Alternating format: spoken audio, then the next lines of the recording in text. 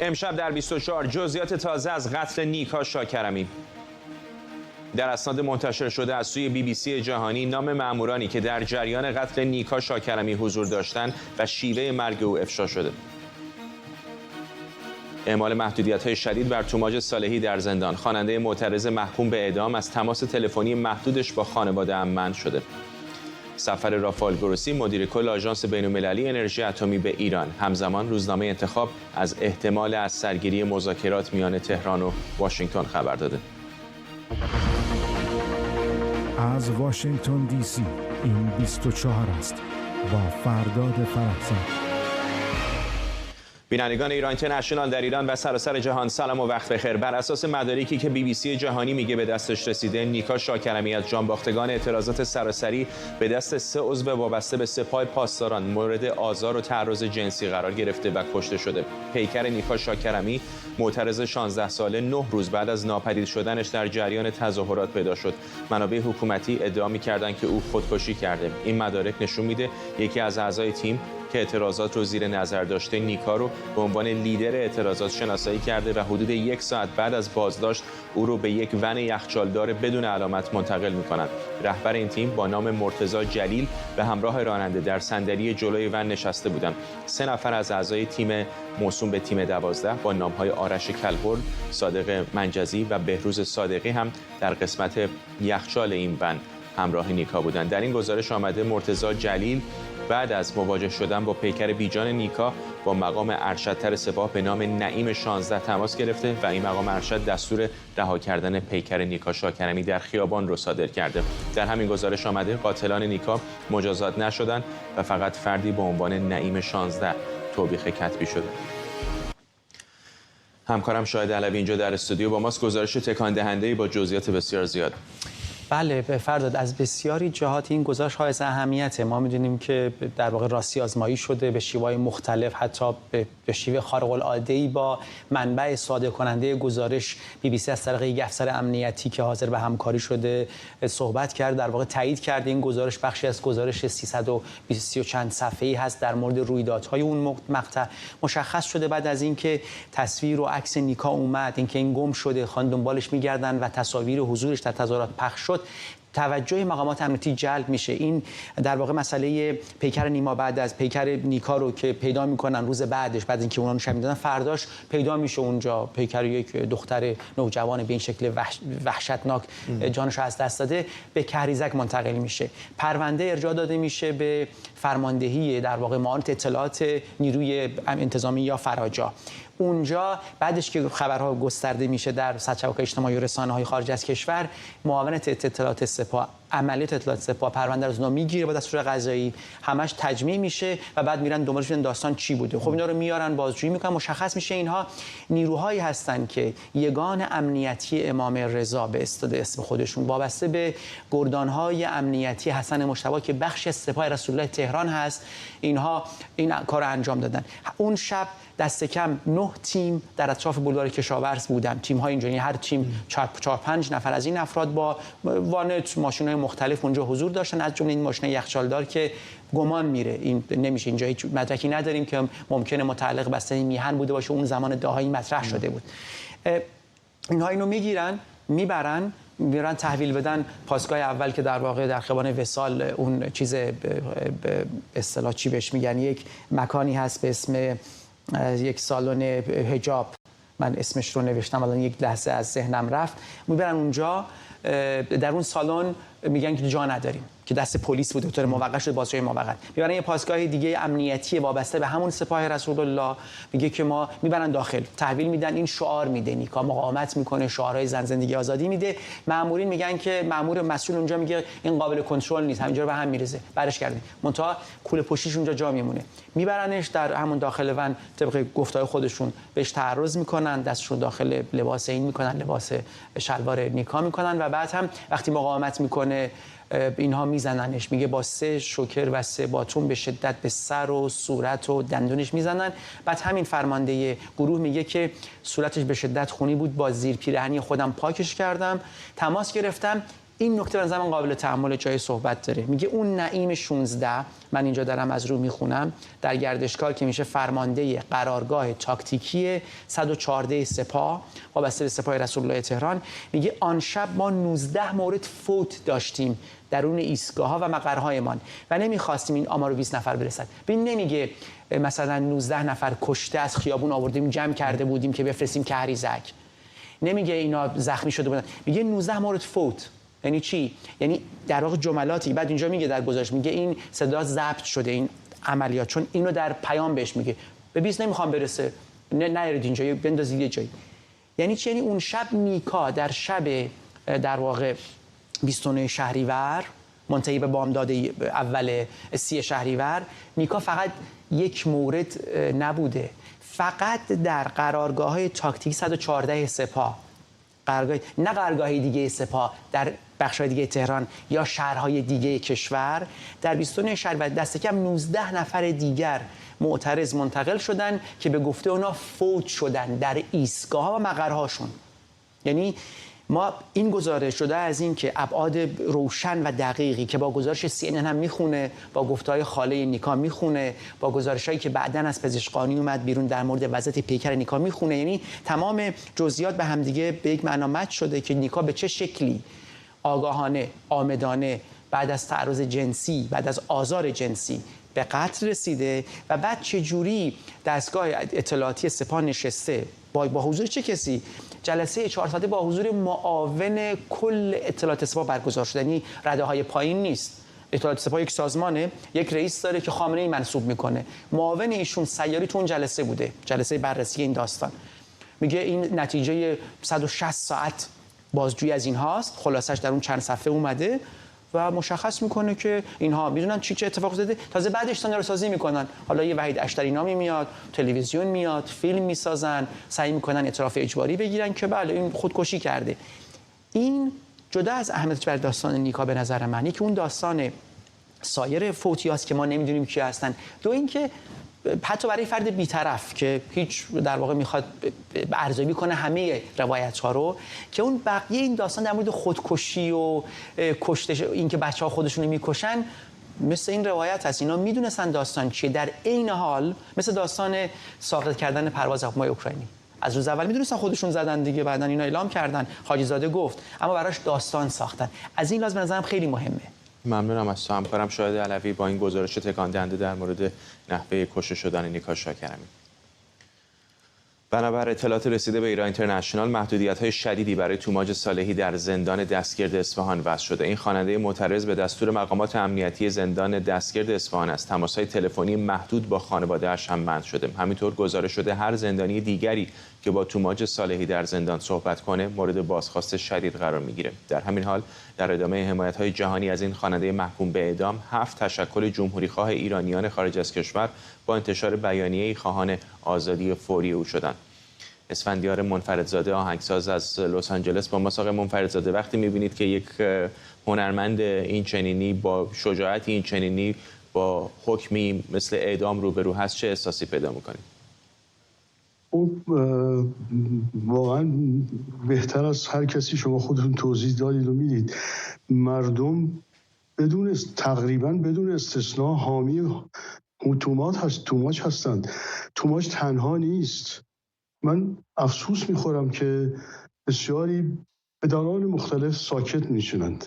مهم اینه که من یادم کوتاه بگم، من نوجوانی فیلمی بود به نام اسپارتاکوس. من این فیلمو که دیدم وقتی که اسپارتاکوس بهش ظلم میشد و میخواستن نابودش کنن، تمام فریاد کردن منم اسپارتاکوس و ناجی شدند. و الان باید ما فریاد بزنیم توماج تنها نیست، منم توماج به راستی میلیون توماج هست. رأی بگیرند، اگر امکان داشته باشه، شهامتی داشته باشه آقای خامنه‌ای، رأی میگیرند از مردم.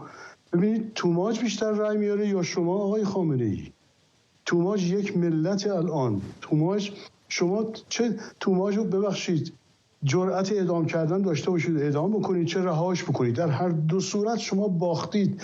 شما با نابود کردن که نمیتونید، با اعدام یا با قتل توماج انقلاب رو به پیش میندازید، فوری این اتفاق میفته و خواب و رؤیایی که شما برای فرزند خودتون خیال میکنید هرگز به ثمر نخواهد رسید. فقط سعی کنید که اسمتون به این ننگینی بیشتر از این نشه در تاریخ ماندگار ننگ شما و جنایت شما. هیچ کس در تاریخ این اندازه به ملت ایران تجاوز نکرد و این همه کشتار نکرد.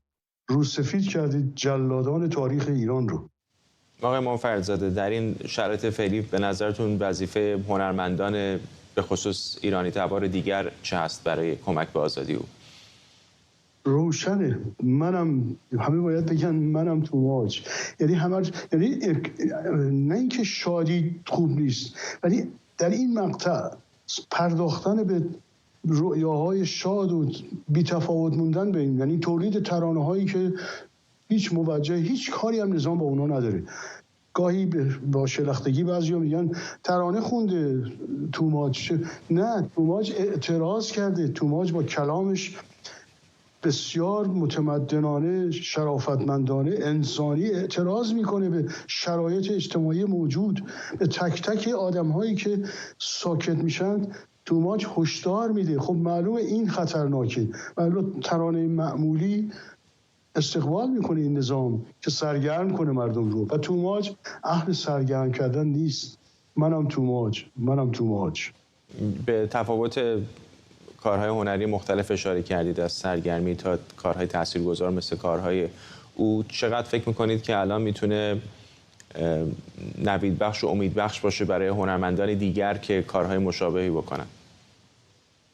به راستی هست. میبینن وقتی هنرمندان، برای بگیم کارورزان هنر، در میان اونها هنرمند کسی است که وظیفه هنرمندانه رو انجام بده.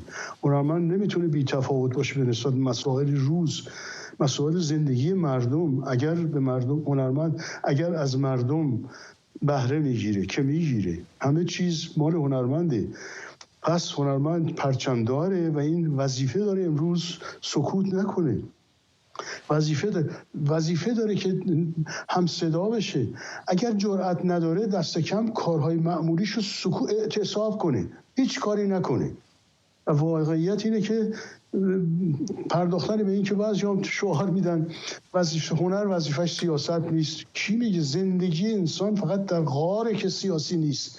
زندگی انسان در جامعه در همه ابعاد سیاسی است. بله، حزبی نیست، میتونه حزبی نباشه. من خودم عضو هیچ حزب گروهی نیستم، اما وظایفی به عنوان یک شهروند دارم هر کجای جهان هستند برای همه مردمان، به ویژه برای مردمان ایران که صداشون رو کمتر میشنیده میشه. ولی امروز خوشبختانه به یمن رسانه‌های گسترده و واقعا در اختیار همه بودنش باعث شده که در کوچکترین شهرها و روستاهای ایران حتی مردم هم صدا هستند، فقط منتظر یک اشاره هستند. اگر یک همپیمانی، اگر یک هماهنگی صورت بگیره، من فکر میکنم که پایان این نظام نکبت هشدار داده شده است و دور نیست، دیر نیست روز رستاخیزی که مردمان خواهند کرد.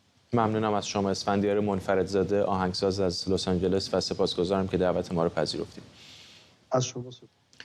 حکم اعدام بابک زنجانی با تایید رئیس قوه قضاییه و موافقت علی خامنه‌ای نقض و به 20 سال حبس تبدیل شده. سخنگوی قوه قضاییه با اعلام این خبر همکاری زنجانی برای شناسایی و استرداد اموال خارج از کشور رو دلیل نقض حکم او عنوان کرده. به گفته وکیل زنجانی در حال حاضر او میتونه از آزادی مشروط برخوردار باشه. بابک زنجانی متهم پرونده اختلاس مالی و کلاهبرداری در سال 1395 به اتهام افساد فی الارض و اخلال در نظام اقتصادی کشور به اعدام محکوم شده بود. محسن سازگارا، عضو فعال سیاسی و عضو شورای مدیریت گذار، اینجا در استودیو با ماست. کمتر کسی در این جمهوری اسلامی است که با احکام این چنینی روبرو بشه و بعد ازش عبور بکنه. چه چیزی پرونده آقای زنجانی رو به نظرتون متفاوت کرده؟ ببینید از همون موقعی که بابک زنجانی بازداشت شد این مطرح بود که یه الف بچه 3 میلیارد دلار نفت ایران نمیشه خورده باشه. بعدم تو اون زندان اوین که گندلات ها رو میبرن اون تو 2 تا تو گوششون میزنن و شکنجهشون میکنن میارنشون بیرون، دومشون میرن لای پاشون و تواب میشن. این یه الف بچه نمیشد اینجور مسخره کنه بگه نمیدونم یه روز پولم تو تاجیکستانه برم بگن اونجا نیست، یه روز تو مالزی، یه روز اونجاست و موارد دیگه. همون موقع مطرح بود که این رستم قاسمی و که در دولت احمدی نژاد و 3 تا وزیر امضا کردن و رئیس بانک مرکزی که نفتو بدن دستش، غیر از حالا دوزیای دیگه، وحید حقانیان در بیت رهبری پشت سرشه و همین آقای محسنی اژه‌ای هم که اون موقع رئیس قوه قضاییه نبود ولی میگفتن او هم در ماجرا هست. اینا شنیده ها بود، ولی بعدن که کش پیدا کرد و اعدام نشد و غیره و پای کسای دیگه هم اومد وسط. من حالا چون 100% اطمینان ندارم نمیتونم بگم، ولی خیلی کسا رو شنیدم که تو این پرونده اونام سود بردن. این بابک زنجانی تو ویترین بوده و اصلا آقای فرزاد خیلی از این فسادهای کشور که بگیر ببند یکی رو میگیرن اون جلو، مثلا شهرام جزایری، بابک اینا اون جلو تو ویترینن. اصل کاری ها اون پشت آلکاپونای مملکت هن که اگه یا تو دعواهاشون اون ویترینیه رو قربونی میکنن یا اینم که تاریخ مصرفش تموم میشه میندازنش اونجا. و حالا به نظرم با این چیزی که آقای خامنه‌ای کرد کاملا هم نشون میده که بیت تو ماجرا بوده و تو این بخوری که بی‌نظیره واقعا به لحاظ حجم فساد دست داشته. حالا اگه این همه آدمای مختلف در قشرهای مختلف سیاسی جمهوری اسلامی منفعت بردن از بابک زنجانی، نبود او احتمالاً به نفعشون نمی بود، چرا با این رأفت اسلامی رو بروش کردن؟ نه، تعادل قواست. بعدم ببینید او بالاخره یه روزی پول رسونده به بیت، به این، به اون، به محسنی اژه‌ای و یه قدم پشت سرش هم آدمای دیگه هم هستن، کمان که 2 تا دیگه هم به اعدام محکوم شده بودن چون جزو نیروی امنیتی اینا بودن، مدت ها اونا رو رد کردن رفته. و بعدم ببینید الان ساختار حکومت ایران این گونه است که به گفته وزارت اطلاعات 140 تا باند مافیای اقتصادی تقریبا تمام اقتصاد ایران کنترل میکنن. رأس هر کدوم هم یه آلکاپون نشسته. این آلکاپونا وصلن به 10 15 تا 20 تا آلکاپون اون بالا. بزرگم خود آقای خامنه‌ای توی بیشترین اموال کشور دستشه. اینا درست تناب کشی دارن، این زیر پای اونو میزنه، گاهی دعوا میکنن، خیلی جهان با هم همکاری میکنن. بنابراین میخوام بگم هر اتفاقی که میفته در ایران اولا ما باید برای تحلیلش یه نگاه بندازیم ببینیم کی پشتش منتفع میشه کیه و بعدم این باندا با همدیگه چجوری در واقع نون قرض میدن یا رقابت میکنن و به این سادگی هم نیست که سر همدیگر ببرن. یعنی اگه زنجانی رو نکشتن زور یه عده دیگه بوده نذاشتن که اینو بکشن، مگر اینکه چند تاشون یهو با هم توافق بکنن، مثل بلایی که اون موقع سر اون آقای فاضل خداداد بود، مثلا محسن رفیق دوست در جریان بود و اینا آوردن همه توافق کردن. البته اون موقع فاسدی الانم نبود و سرشو بریدن. بنابراین براینده نیروها هم هست. اساسا سیاست ایران الان شده دعوای همین باندا با هم دیگه. ممنونم از شما محسن سازگارا، فعال سیاسی و عضو شورای مدیریت گذار. ممنون از دعوت. قوه قضاییه ایران درباره موضوع زمینخواری کاظم صدیقی امام جمعه منسوب به علی خامنه‌ای گفته پرونده قضایی تشکیل شده در این باره در حال تکمیل تحقیقات مقدماتی و در آینده در این باره اطلاع رسانی میشه.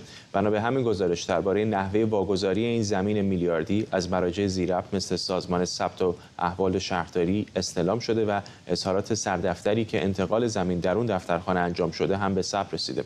اصغر جهانگیر سخنگوی قوه قضاییه از احضار چند فرد مرتبط با این پرونده به مراجع قضایی خبر داده.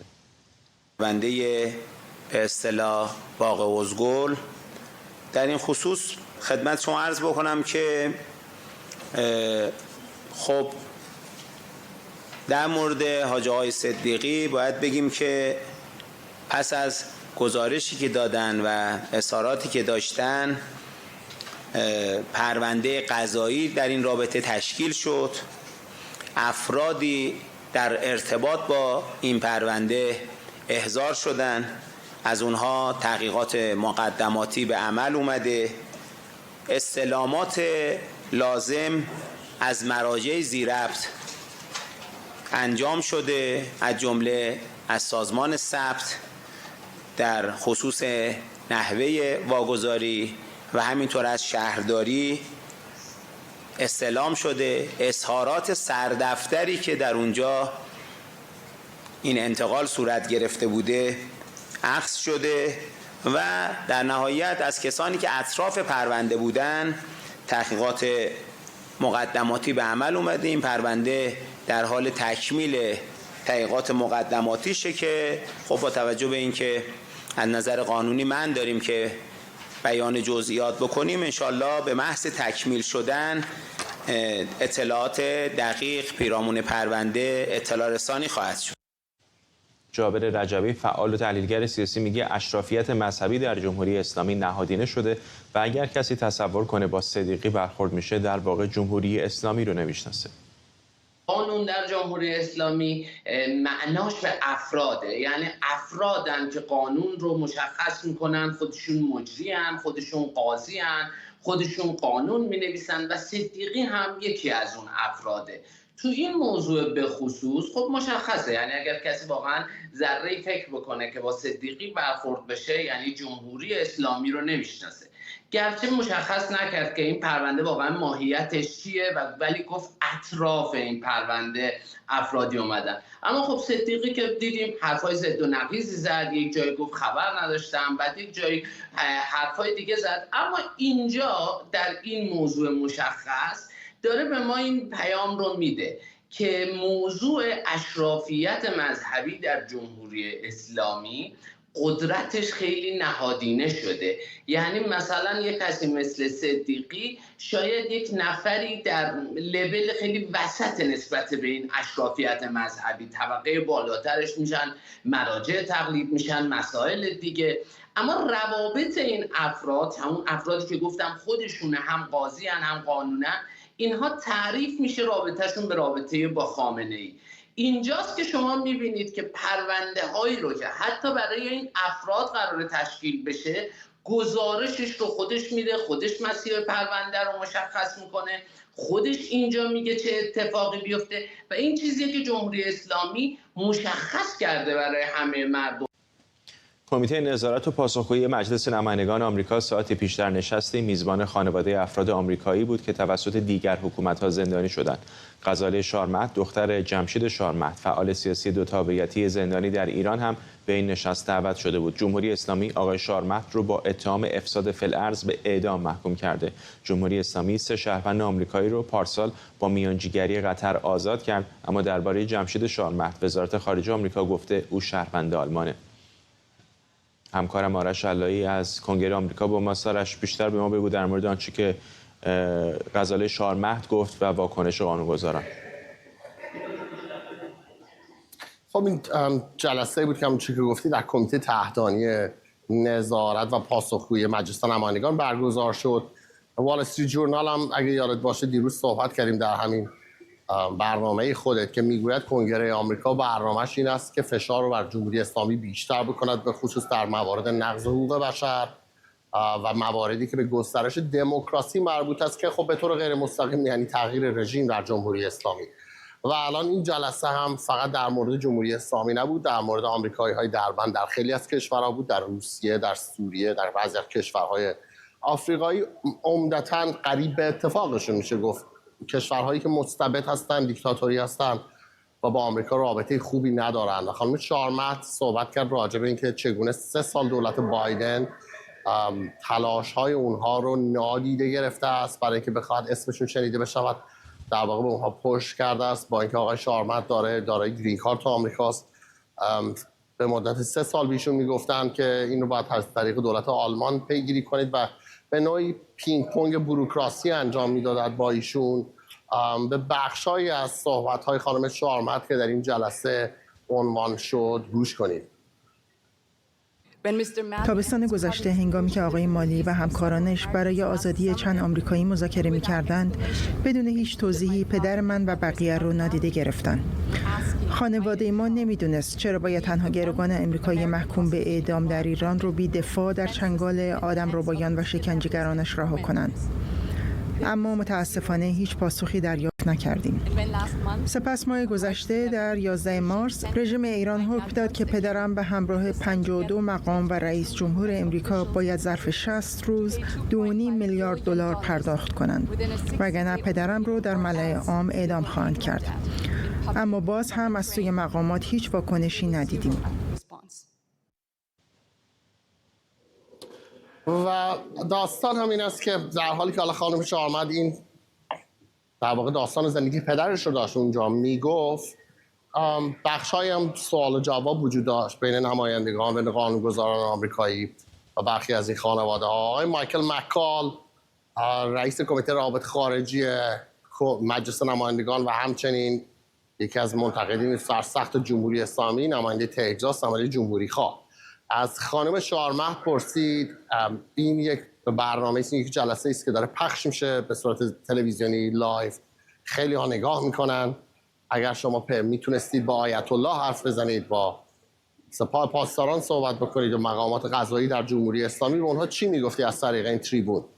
و خانم شاهرمند گفت من هیچ صحبتی با رژیم جنایتکار جمهوری اسلامی ندارم، اونا نماینده مردم ایران نیستن، تنها حرفی که من حاضرم به جمهوری اسلامی و نمایندگانش بزنم در یک دادگاه بین المللی خواهد بود، در حالی که دارند مجازات میشن، در واقع در طول رسیدگی دادگاه قرار دارن به خاطر جنایاتی که انجام دادن.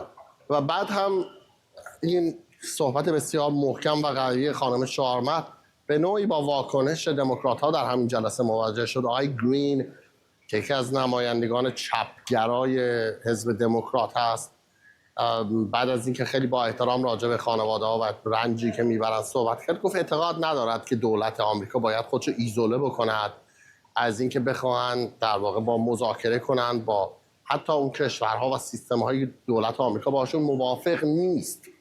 و بعد هم باز هم یک جای دیگر وقتی خانم شاهرمند دوباره بهش نوبتش شد، به نوعی به نظر میاد به صحبت‌های آقای گرین پاسخ داد و گفت چه کسی است که تصمیم می‌گیرد در دولت آمریکا که وقتی این تعداد بالا ما از گروگان‌های آمریکایی رو داریم، چه کسی تصمیم می‌گیرد که کی آزاد بشود و چه کسی آزاد نشود؟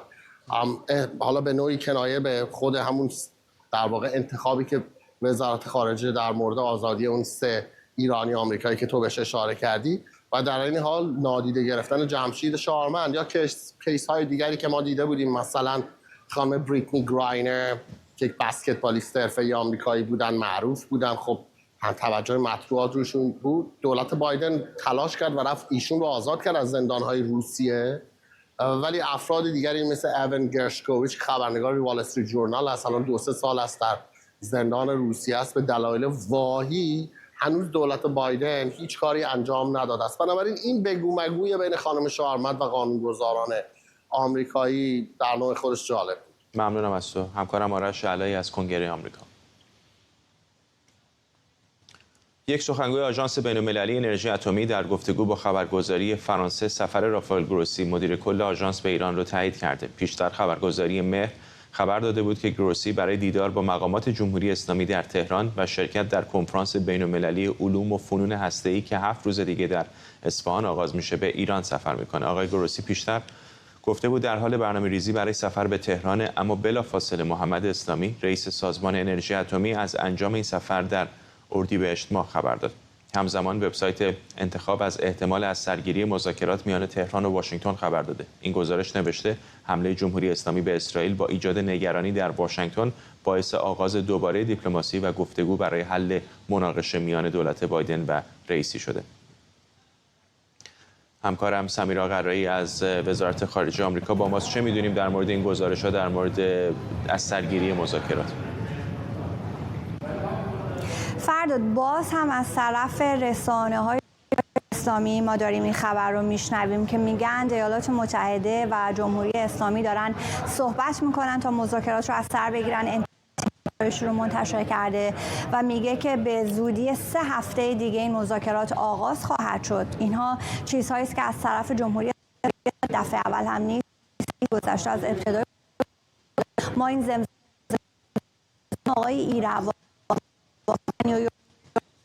هست با طرفای ایالات متحده و عملیات‌های اروپایی که احتمالاً آقای بورل در حال گفتگو و رایزنی است. اما ایالات متحده سمیرا، من برای ازت عذرخواهی می‌کنم، صدات خیلی منقطع هست متاسفانه همونطور که می‌بینید ارتباط خیلی قطع و وصل میشه. متاسفانه امیدوارم در ادامه برنامه بتونیم دوباره سراغ تو بیایم. سمیرا قرایی همکارم از وزارت خارجه آمریکا. باش.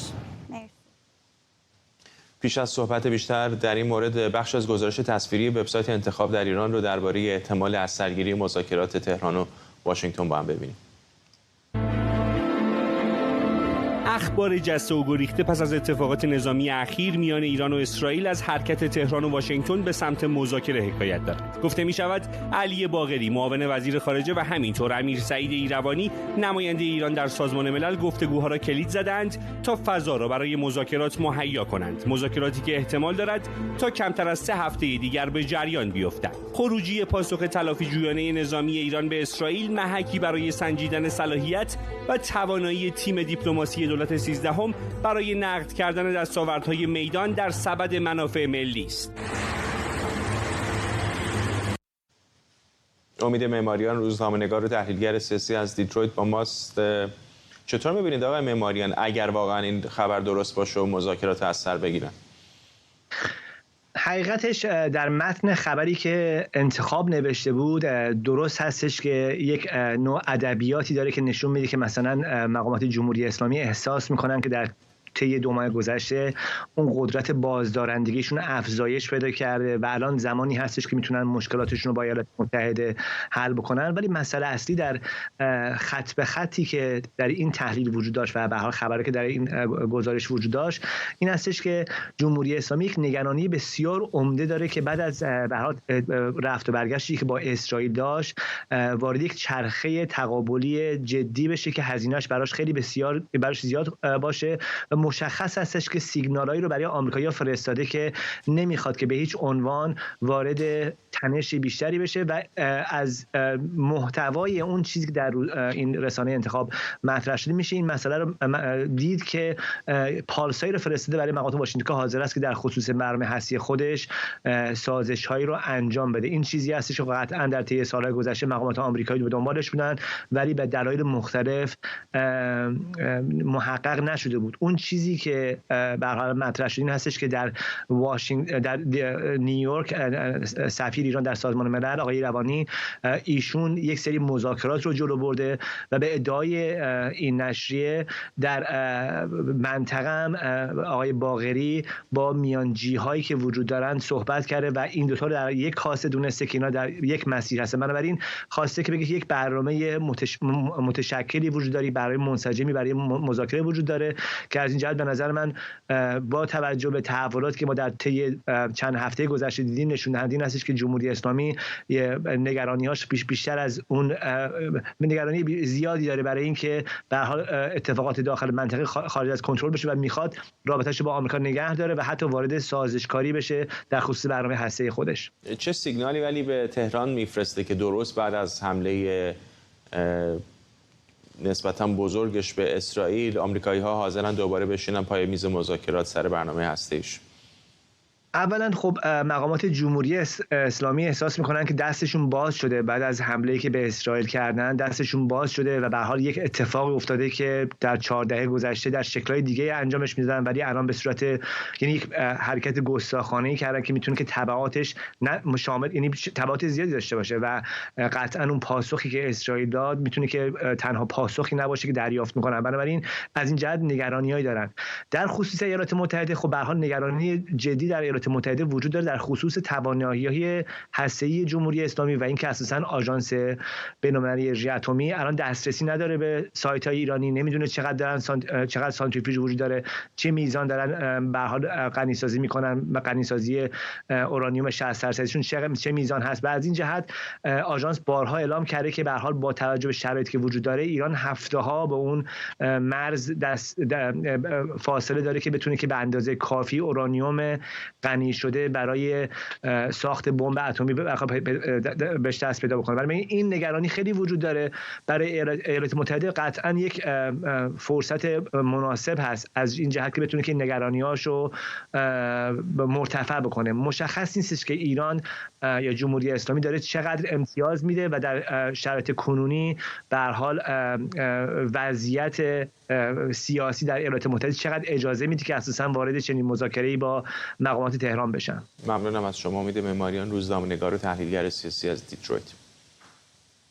وزیر کشور آلمان از اخراج 12 اسلامگرای افراطی از این کشور خبر داده. وزارت کشور آلمان میگه 8 نفر از این افراد اسلامگرای خطرناک ارزیابی شده و 4 نفر دیگه به عنوان افراد وابسته معرفی شدند. بعد از تظاهرات بیش از 1000 اسلامگرای افراطی در شهر هامبورگ، مقامات این کشور اون رو تحمل ناپذیر خونده و گفتند بر اساس قانون جدید مهاجرت آلمان در آینده شمار بیشتری از افراطگرایان از این کشور اخراج میشن.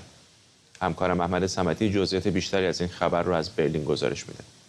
این آماری که خانم نانسی فیزر اعلام کرده در واقع برای سال گذشته هست، یعنی در سال 2023 12 اسلامگرای افراطی از آلمان اخراج شدند که 8 نفر از اونها رو وزارت کشور آلمان اعلام کرده که خطرناک هستند و 4 نفر دیگه هم همکار اونها بودن و در واقع کمک کردن به این افراطگران و بر همین اساس هم از آلمان اخراج شدند. خانم نانسی فیزر این رو به این خاطر اعلام کرده که هشداری باشه برای اسلامگرایان افراطی که بخشی از اونها شنبه گذشته در شهر هامبورگ 1000 نفرشون تظاهراتی رو برگزار کردن و در این تظاهرات پلاکاردهایی رو در اختیار داشتن که از نظر مقامات جمهوری فدرال آلمان و همچنین بخش زیادی از افکار عمومی در آلمان بسیار تعجب برانگیز و خطرناک توصیف شد. در دستنوشته هایی که این افراد در اختیارشون بود خواستار خلافت اسلامی در آلمان بودند و از طرف دیگه آلمان رو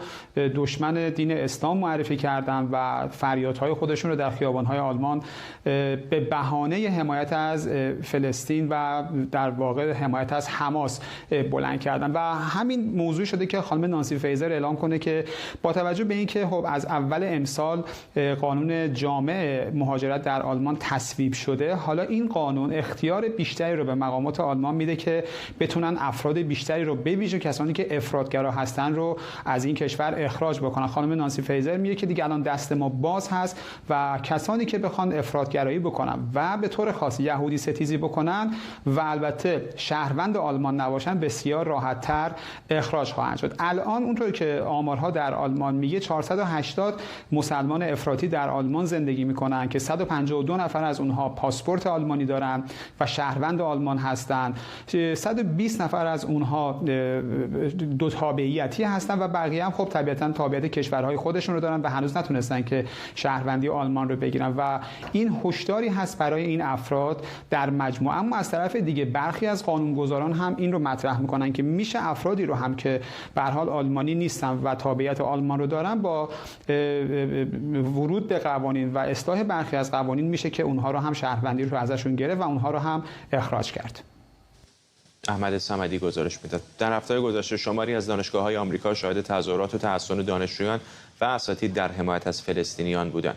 این اعتراضها در حال گسترش و در روزهای گذشته برخی دانشگاه‌های کانادا و فرانسه هم شاهد تجمعات مشابهی بودند. مدیران دانشگاه کلمبیا از دیروز تعلیق دانشجویان متحصن رو بعد از التیماتوم اعلام شده آغاز کردند. دیشب هم تحصن و تجمع برخی از معترضان در دانشگاه کلمبیا تا ساعت اولیه صبح ادامه داشت. گزارش شده که اونها با استفاده از میزهای بیرونی دانشگاه سعی کردند ورودی یکی از سالن‌های دانشگاه رو مسدود کنند.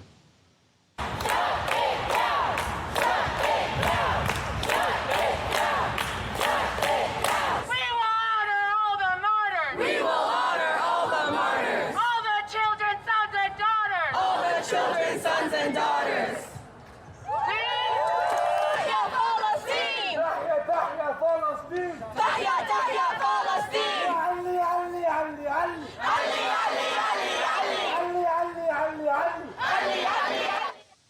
همین حالا هم تصاویر زنده رو داریم از دانشگاه کلمبیا در نیویورک. همونطور که می‌بینید علیرغم التیماتوم مقامات دانشگاه همچنان تظاهرات در بیرون این دانشگاه ادامه داره. برای هفته هاست که دانشگاه‌های مختلف آمریکا علل خصوص در ایالت‌های لیبرال‌تر مثل نیویورک شاهد اعتراضات گسترده دانشجویان و در مواردی اساتید دانشگاه‌ها بودند. می‌بینید تعدادی از دانشجویان در بیرون دانشگاه کلمبیا با شفیه‌های فلسطینی در حال اعتراض هستند. همین حالا دارم تصاویر زنده از کارولینای شمالی هم می‌بینم. اونجا هم در دانشگاه کارولینای شمالی اعتراضات مشابهی در جریان هست. فقط هم آمریکا نیست، همونطور که پیشتر بهتون گفتم در بسیاری دیگر از کشورهای عمدتاً غربی این تصاویری که دارید می‌بینید مربوط به کارولینای شمالی هست، کمپس دانشگاه کارولینای شمالی. ولی در کشورهای دیگر از جمله در فرانسه و کانادا و آلمان هم تظاهرات مشابهی در روزهای گذشته در جریان بوده. دوباره برمیگردیم به نیویورک. تصاویر رو می‌بینید در بیرون دانشگاه کلمبیا. همکارانم مریم رحمتی از خود دانشگاه کلمبیا در نیویورک و نیلوفر منصوری از دانشگاه UCLA در لس آنجلس با ما هستن. مریم، به نظر میاد که التیماتوم مقامات دانشگاه خیلی تأثیری نذاشته. دقیقا همینطوره فرداد. نه تنها دانشجویان در داخل دانشگاه به تحسن خودشون اونطور که دانشگاه هشدار داده بود در واقع توجهی نکردن، بلکه تنش‌ها از روز گذشته در واقع افزایش پیدا کرده. همونطور که می‌بینید من در بیرون در مقابل در ورودی دانشگاه کلمبیا هستم، جایی که در حالات اعتراضات ادامه داره. برخی از معترضین در بیرون از دانشگاه دارن شعار میدن و تعدادی از دانشجویان و تحصن کنندگان که در واقع تحصن کردن در 2 هفته گذشته هم در داخل دانشگاه دارن شعار میدن همراه با کسانی که این بیرون هستند. دانشگاه کلمبیا امروز اعلام کرد که در واقع اجازه ورود اساتید و در واقع دانشجویان رو به داخل دانشگاه نخواهد داد و تعطیل کرده دانشگاه رو و تنها کسانی که در داخل این دانشگاه زندگی میکنن اجازه ورود دارن. ساعات اولیه صبح بود که تعدادی از معترضین به سالن همیلتون یورش بردن و این سالن رو که یکی از قدیمی ترین ساختمان های کلمبیا هست و بزرگ هم هست تسخیر کردند و در حال حاضر در تسخیر این معترضین هستش و دانشگاه کلمبیا خانم شفیق رئیسش اعلام کرده که این دانشجویان به زودی در واقع اخراج خواهند شد و حالا دانشگاه کلمبیا میشه گفت که رویکرد خودش رو تغییر داده و شروع کرده به اخراج این دانشجویان. همزمان واکنش‌هایی رو داشتیم ما از مقامات بلندپایه ایالات متحده آمریکا در مجلس نمایندگان و سنا. آقای مایک جانسن رئیس مجلس نمایندگان در واقع تسخیر سالن همیلتون رو اقدامی تروریستی خونده و همچنین خواستار استعفای رئیس دانشگاه کلمبیا شده. آقای چاک شومر هم که دقایقی قبل در سنای آمریکا سخنرانی می‌کرد این در واقع اعتراضات و تسخیر سالن همیلتون رو اقدامی تروریستی خوند و گفت این در واقع آزادی بیان نیست و خواهان این شد که هرچه زودتر این وضعیت خاتمه پیدا بکنه. اما شهردار نیویورک آقای اریک آدامز اعلام کرده که با در واقع گارد ملی آمریکا رو وارد این قضیه نخواهد کرد و پلیس نیویورک به اداره وضعیت کنونی ادامه خواهد داد. باید بگم که تحصن در داخل دانشگاه همونطور که چادرها برپا بود هنوز برپا هستند و دانشجوها به هشدار دانشگاه که دیروز گفته بود باید هرچه زودتر دانشگاه رو تخلیه بکنن در واقع ادامه دادن و به این موضوع توجهی نکردن و 2 خواسته خیلی واضح دارن، این که دانشگاه باید حملات اسرائیل رو محکوم بکنه و به سرمایه گذاری در پروژه هایی که در جنگ غزه هستن در واقع پایان بده. موضوع دیگری که وجود داره این هستش که در روزهای گذشته به خبرنگاران فرداد اجازه میدادند که از ساعت در واقع 2 بعد از ظهر تا 4 اجازه بدن خبرنگاران وارد دانشگاه بشن، اما امروز این دسترسی محدود شده و خبرنگاران اینجا اعتراض دارند که باید این آزادی رسانه وجود داشته باشه و باید قادر باشن و قابلیت این رو داشته باشن که بتونن وارد دانشگاه بشن و از این وضعیت در واقع گزارش تهیه بکنن. اونطور که به نظر میرسه از طبقه دوم طبقه همیلتون بعضی از دانشجویان با طناب دارن غذا میفرستن برای کسانی که این سالن و این ساختمان رو تسخیر کردن و بعضی از رهبران این جنبش دانشجویی که طرفدار غزه هستن از مسئولان دانشگاه خواستن که به این افراد غذا برسونه. به هر حال این تنش‌ها ادامه داره و درگیری میان پلیس در نقاط مختلف در دانشگاه‌های مختلف آمریکا هم ادامه پیدا کرده. فرداد اجازه بده بریم به غرب آمریکا. دانشگاه UCLA همکارم نیلوفر منصوری هم از اونجا به ما پیوسته. نیلوفر، وضعیت اونجا چطوره؟ خب فردا ظهر سه‌شنبه است، جایی که می‌بینی من ایستادم نرده‌های محافظی که قرار داده و این چوب‌ها، تخته‌های چوبی پشتش بیش از 100 چادر هست که تحصن کنندگان برای روز ششم اینجا برپا کردن. ششمین روزی است که اینجا در دانشگاه UCLA شاهد تحصن دانشجویان هوادار فلسطین و ضد اسرائیل هستیم.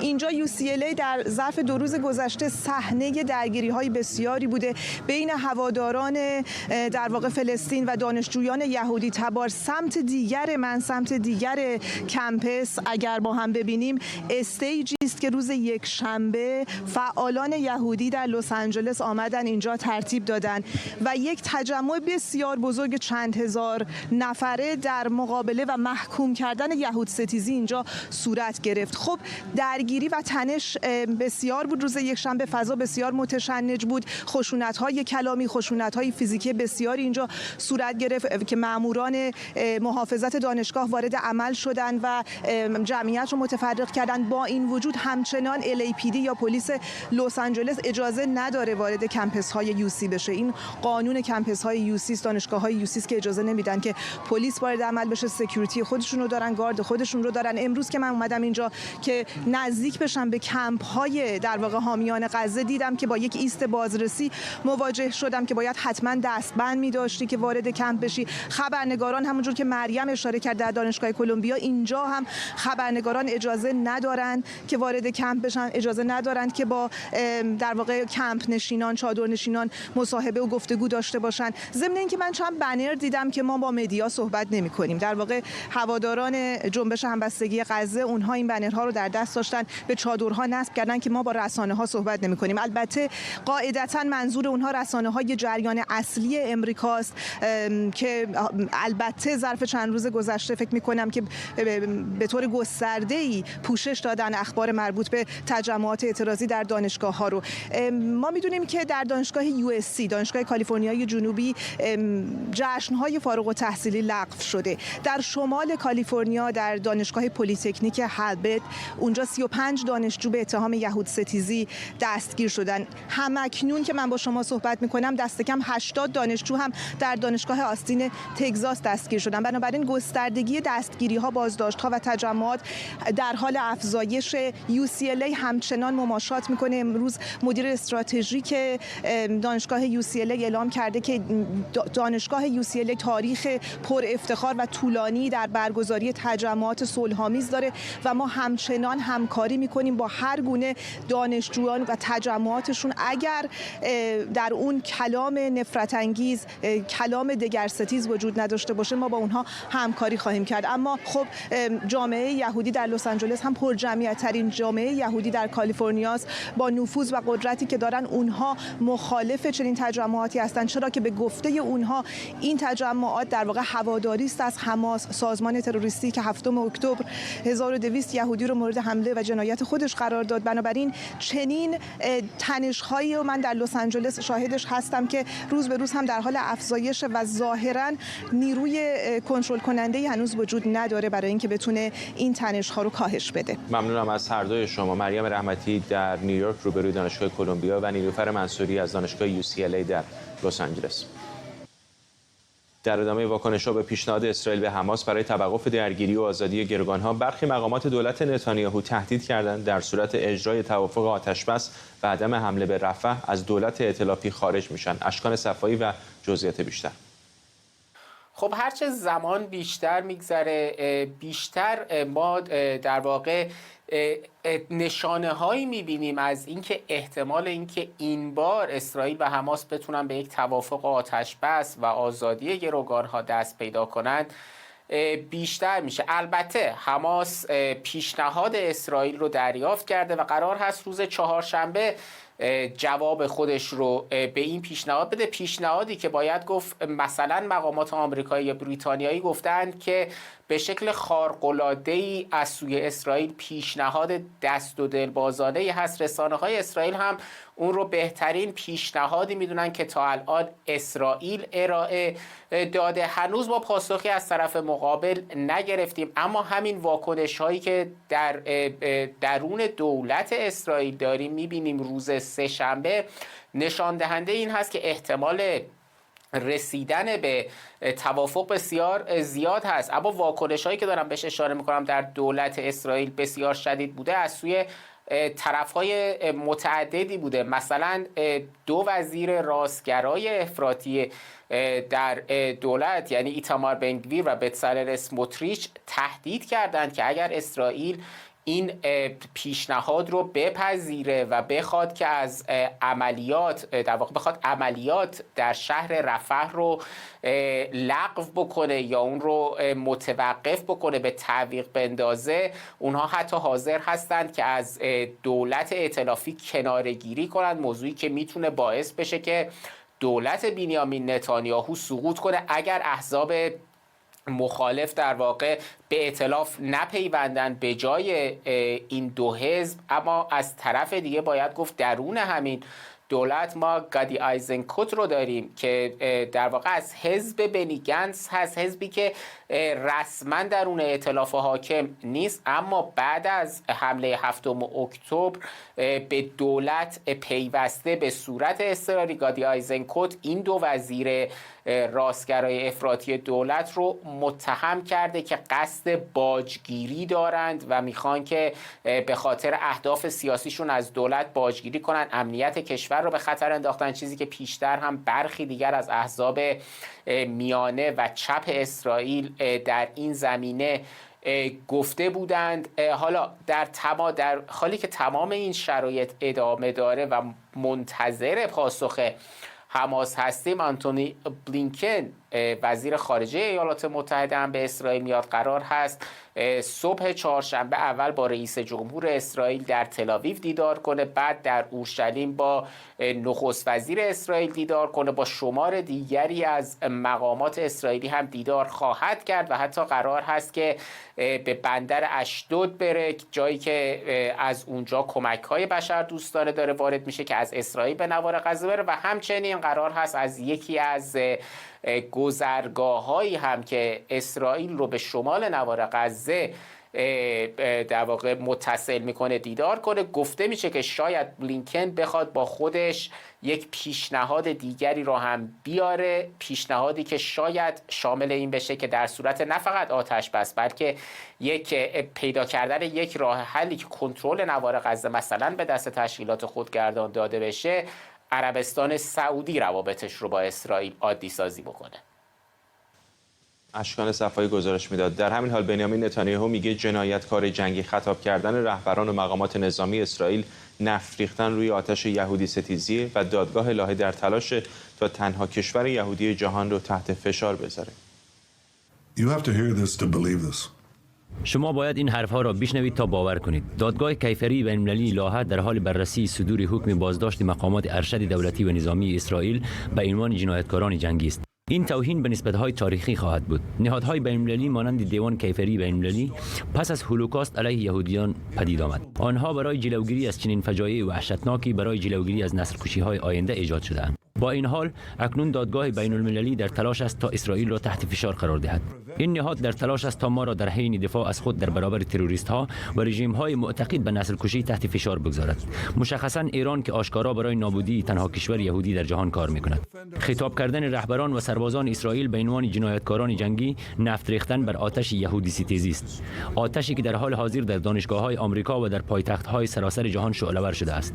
همچنین این اولین بار خواهد بود که یک کشور دموکراتیک بر اساس قوانین جنگ برای زندگی خود می‌جنگد خود متهم به جنایت جنگی می‌شود. ارتش اسرائیل یکی از اخلاقی ترین ارتش‌های جهان است. اقدامات بی‌پایانی برای جلوگیری از تلفات غیرنظامیان انجام می‌دهد. اقداماتی که هیچ ارتش دیگری انجام نمی‌دهد. این کار را در حین مبارزه با دشمن تروریستی انجام می‌دهد که از غیرنظامیان خود به عنوان سپر انسانی استفاده می‌کند.